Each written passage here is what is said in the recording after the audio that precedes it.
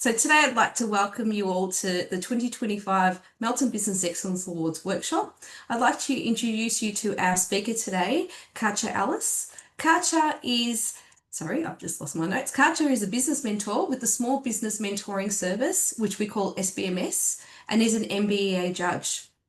SBMS is a non-profit organisation that has been operating for more than 30 years, with over 140 experienced business mentors helping thousands of SBMs, so small businesses, with knowledge and acumen to improve their businesses.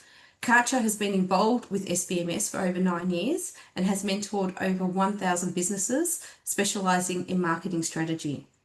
Katja has also been a judge for the Melbourne Business 3000 Awards and Australian Fashion Film Awards, and also is a grant applications assessor for the City of Melbourne.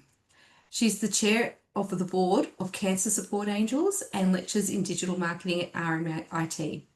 I'd like to welcome Katja today and everyone, so I'll hand it over to you. Thank you. Good to be back. I think it's my 3rd year doing the workshop and probably 4th year doing the judging, and again, like you, I love it. So Yes. we keep coming back for more. I'll share my presentation. Let me know that once it's visible. Yep, good to go. Okay, great. So as I got introduced, I'm Katja Alice, and I am an awards judge and business mentor, and I've judged awards in various award ceremonies, so I kind of have a bit of an understanding of generally what judges are looking for based on the criteria of the type of awards that we're working on. And just here we are, next slide. All right, so today we're going to cover obviously our introductions, and we'll discuss the awards timeline, the award categories. There's been some changes this year, so we'll highlight those. The value of award participation, and then we'll look at how to write an application, what the judges expect, and some application guidelines, and of course Q&A at the end. Okay, so the key dates. So entries are now open. And they'll close on the 10th of July, close of business. So you've got still probably 3 or so weeks from this point. Or the closer you get, but keep an eye on it. Don't leave it till the last minute. Once it's closed, it's closed. So you won't be able to email and say, my application didn't go through. So the sooner you do it, the better. The finalists then will be the applications will be reviewed by the first phase of judging, and the finalists will be notified on the 23rd of July. From that point on, there's a second round of judging where the judges you'll have 2 judges come to your place of business for an interview to then make the final selection, and the winners will be announced on the awards night on the 10th of September. So awards are a great thing to do for your business. There's many reasons, and I've listed some of them here. So obviously you get recognition for your hard work and achieving something in the community and for your clients. It's definitely an endorsement by the local council, which of course is trusted and respected. It gives you validation that you are on the right track and doing the right things. It builds your network. The events that are hosted in relation to this event are just great, and you get to meet businesses in your local area, which can establish new partnerships. And potentially that could lead to collaborations. Opportunities to evolve your strategy, perhaps. So you might be looking at some of the award categories that might not quite fit in where you are right now. So then you can see where you can be heading in the future to potentially align with winning an award. It's definitely great public relations for free. So you'll get, promoted in your local area and online. So that's fantastic. Good business practices to document.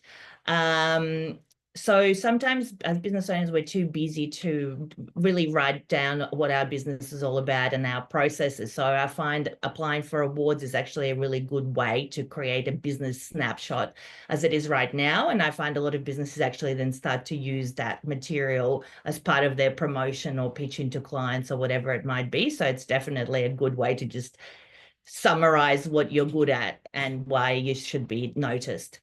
And become accountable as a result. And then it can be a great part of your marketing strategy. So for the previously mentioned reasons, PR, endorsement, but even search engine optimization, backlinks from the council website, all help as part of your marketing strategy. So when I speak to clients about marketing, I always say, are there any awards that you can apply for? Because it does endorse you and give you recognition beyond your own marketing effort. So definitely worth doing. So eligibility criteria, it's online and there's a lot more detail, but just to highlight some of the important points. So you must own or represent a business operating in the city of Melton, and obviously be registered as an Australian business and have the required permits and licenses. It's not applicable to all businesses, but if you do require, make sure you have those. Of course, you shouldn't have any legal issues or compliance issues and debts with the council. Ideally, you're available on site for site visits and awards night. And you need to be submitting your application for information based from January 2024 to May 2025. So you've got essentially an 18-month or so window there to be judged for the 2025 awards. Any older information is not relevant for the purpose of this awards. So ineligible are award sponsors or suppliers, of course, Melton City employees and related entities.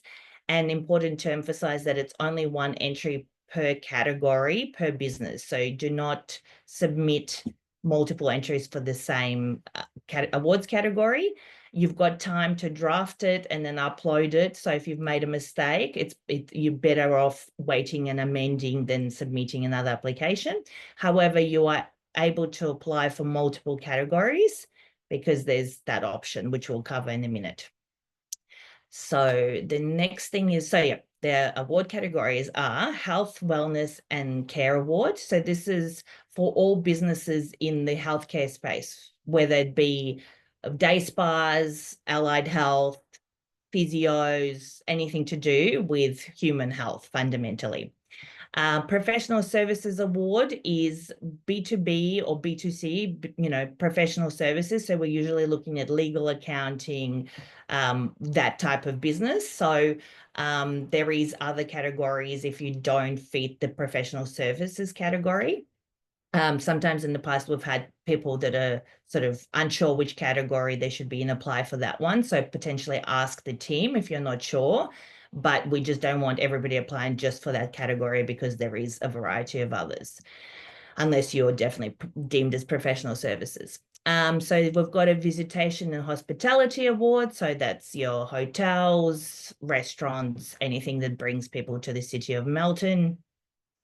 Retail Services Awards, which is a new award. So if you have a retail business, a physical brick and mortar, and also online models are accepted. So that's, selling goods to consumers fundamentally. Industry and Trade Services Awards. So that is your builders, carpenters, any sort of trade service that you can, there's criteria online. So again, have a look at what trade services does mean. Again, if not sure, please contact the team. Sustainability Excellence Award. So any business can apply for this as well. So it's if you can display great sustainability practices in your business. So whether you're retail or professional services or whatever, you can apply for Sustainability Excellence Awards, and you'll have to show evidence what it is that you're doing out of the ordinary, or that's, a thought leader for your industry in terms of sustainability. Recycling weekly is probably not, not quite the benchmark, so something really worth noting. Disability Inclusion Initiative Award. So that is, again, available to all businesses, and that's your initiatives to include people that, have disabilities or any other variant that may make it difficult for them to get employment elsewhere. So if you've got programs that you can highlight that do that, we'd love to hear about it and recognize you for your great work. I'm just going to jump in there. It's a Are little you? bit more than just also employing people with a disability. It's also, looking at retail services that actually go above and beyond, making it more accessible for our community residents that do have special needs. So it's really amazing, that award, to see how we can come together and make sure that it's accessible for all. So just want Yeah. to jump in on Great. that one. Sorry. Safety and accessibility. Thanks for clarifying that one. And workplace engagement award. So this is how how you treat your employees and programs that are inclusive, that develop the workforce. Again, innovative thought leadership, great staff retainment initiatives, whatever you think might be relevant here. Again, you can ask the team if that qualifies what you're doing. But again, we're looking for something out of the ordinary that engages the workplace of your business. And then we've got Emerging Leadership Awards. So that is, again, programs within the business that promote emerging leaders. And Rachel, you might want to elaborate on that. It is in your award. So, So what are you thinking about so that? emerging leaders is also always looking at professional development for your workforce. So we're looking for those employers that really just not only think about trying to get business, they think about their staff and what's the next stage for them. So think about employers that, professional development, look at apprenticeship schemes and so forth. They're the ones that really fit this category, and what they do to really, enhance the well-being for their staff for the future. So Right. that would be the distinguishing factor between workplace engagement and emerging leadership. So Great. So that's a new category. So it'll be interesting to see what kind of applications we get there. So how to write an application. So firstly, you have to visit the website and of course, read it all carefully. Reminder, it's one category, one application. You can apply for more than one category if you fit. So then you have to create an account after you select your relevant application option. And the good thing is that there's a downloadable PDF that you can download with the questions that you need answering. So you don't actually have to start typing into the online form straight away. You can actually get the questions, think about it, write up a draft, refine it, and then when you're ready, then go to the online form and copy and paste it there. There's been instances in the past where people have typed in, maybe not in these awards, but I have seen it happen, started typing into the form straight away, and the browser crashed and they lost everything. So definitely keep write it elsewhere and then copy and paste it in. So in the information required is fundamentally your unique value proposition, what achievements and results you've achieved, and tell your story. So when we say unique value proposition, so often people default to that, to be the leading service provider in the area. Okay, so that's fine, but that tends to be sort of typical wording. So we want to really know what's unique just about your business specifically. What what inspires you, what gets you out of bed, why are you here, and then any achievements and results, of course, and then your sort of backstory of why you've done this. That's the most important element. So it's the human experience more so than business jargon that we're looking for here. Focus on application questions. So that's really important. So often the unsuccessful applications tend to waffle on what they believe that they should say and not pay attention to actually what the question is asking. And sometimes what the question is asking is a lot simpler than what people feel like they need to write in great detail about. So it's really important. It is, it's a point system. And so if you don't align your answer with the requirement, then we can't give you the points, even if what you're saying actually is logical and makes sense. So please pay attention to the questions and address all aspects of the questions with relevant examples and evidence to support your claims. So provide supporting documentation when necessary. So if we'll prompt you for either financial statements, customer testimonials, any media coverage, or any other awards that you've received. So anything that you have to validate your claims would be good to add here. Ideally, you don't include, your company brochures if it's just marketing material. So we don't encourage just random material that you have available. It's more something that's validating the point you're making, not just your general brochure that you hand out. So if you can find someone to seek feedback from, again, the team at Melton can provide feedback on some of the elements, not your entire application as it's written. So it would be good if you can get someone to read through it and review it. And it's really important. So, of course, artificial intelligence has been really helpful with many elements of copywriting at the very least. But the judges know when it's AI written, it's impersonal, it's not authentic, and we really don't know what we're judging, if we're actually judging your business or just AI's ability to write a paragraph on something, right? So we can really see AI written applications and they do get downgraded. So make sure, yes, use it to help you formulate your thoughts, but make sure there's enough personal anecdotes and just authentic personality in your applications, not to get,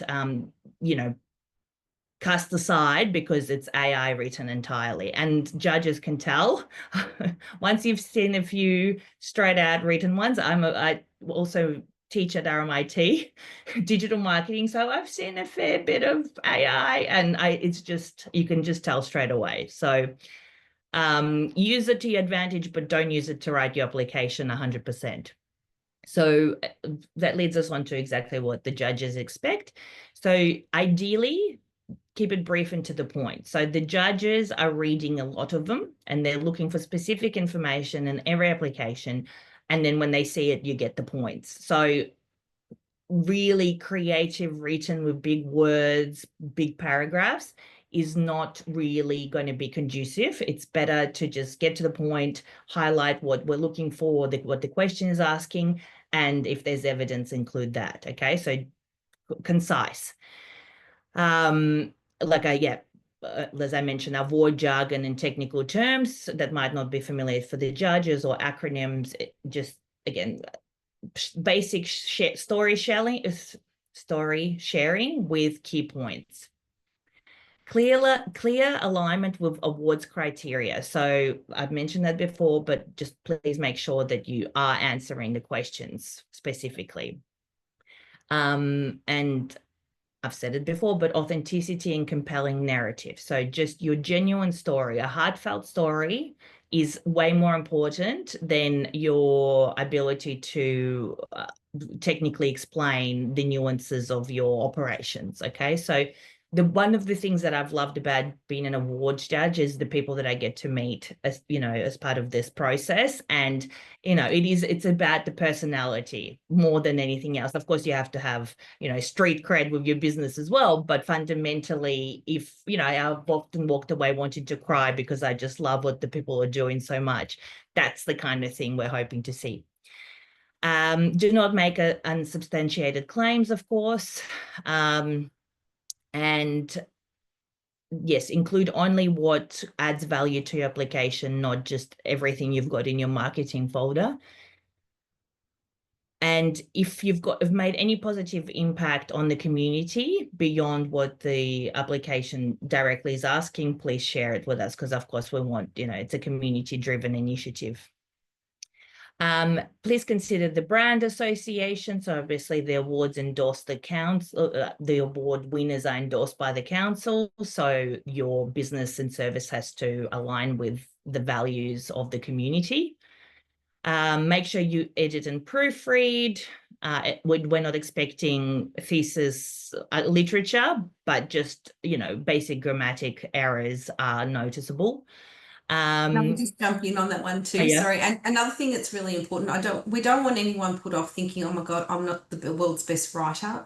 Just from your heart. It doesn't need to be, an award-winning novel. It just needs to be your story, your words, your business. So it's really important that you're not judged on how you can write. It's okay. Exactly. And the dot point form also helps that. So usually it's tying words and trying to write prose that put people off. But whereas if it's your story in dot point form, it's usually quite easy to do. And once again, warning on AI use. I've emphasized that in the previous slide, but it's, more and more it's becoming more prevalent as more people are becoming comfortable with using it, but just 100% written by it, we'll be able to tell because it actually lacks that level of detail. It just sort of will go around abouts and not answer the question. So I just wanted to include an example of the application form. So when you create the account and you log in and start to fill it out, so this is what it will look like. So there's the prompting questions and the little box where you write your response. So this is again where we're suggesting that you write it elsewhere and just copy and paste it in rather than just writing directly in case there's a technical glitch or, it's practical to have a copy somewhere else. And that, I think, just brings us to our Q&A. So nice and efficient. Just one back on that one, if you wouldn't mind going back one slide, Yep, sure. Katja. Just so with the question boxes, what we've tried to do is we've made sure that you've got the question that you need to answer, and you've got the majority of these questions are scored. There are questions that aren't scored, like for instance, your general business information. We can't score you on your phone number or your position or title or what have you, but the judges will be scoring you on certain areas. And what we've got in the back end when this was set up is your little prompts and hints. So you will see that on the right hand side that you've got hint text that really gives you an idea of how to answer it as well. So there's a lot of help along the way. And if you need more help, you're always welcome to reach out to the team at the Economic Development and Tourism Department at Melton City Council.